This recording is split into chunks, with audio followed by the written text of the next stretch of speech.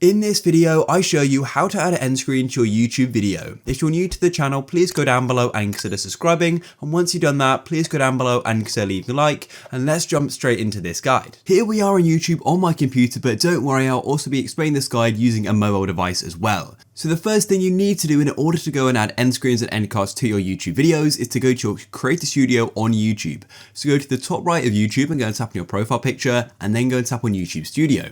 To get to your YouTube Studio on a mobile device, it's super simple. All you need to do is go and open up a browser on your mobile, regardless if it's Android or iOS, just go and open up any browser, then go and type in studio.youtube.com. I've just gone and typed in studio.youtube.com. I'm going to tap go, and as you can see, it's now loading and it's going to go and take you to the studio. Here we are, and it may ask you to go and open up the YouTube app, but just go and tap on continue to studio and then we can go and continue the guide. You may need to go and zoom in using your fingers and pinching just to go and tap the buttons because it is made for computer. So you can go and add an end screen to a video while you're uploading a video and to an existing video which you've uploaded before as well. Firstly, I'm going to show you how you can add an end screen to an existing video on your channel. So all you need to do is find the video. So come over to the left hand side and tap on content. You may need to go and zoom in if you're on a mobile device.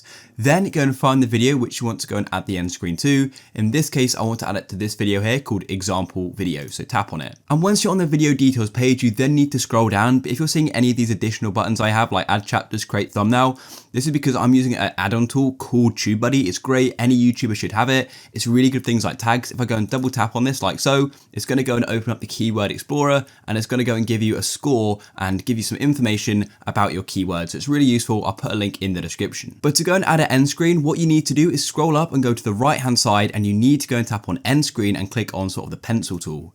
Then this is going to go and open up this menu here, and I'll quickly explain how everything works. So if we come to this left hand side, these are sort of templates you can go and use. But if you want to go and customize your own end screen, then what you need to do is tap on element, and then we're going to have a list of options. We've got video, playlist, subscribe, and channel. So video is going to be your own videos or other people's. Then you can go and link to a playlist. Subscribe is basically a subscribe button to your own channel, and channel is linking to somebody else's channel.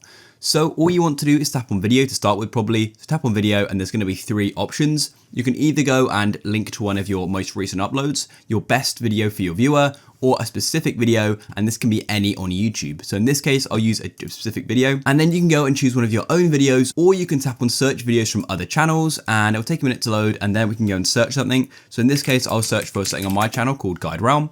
I could then go and add this one, for example, go and tap on it, and there we go, it's now added the element.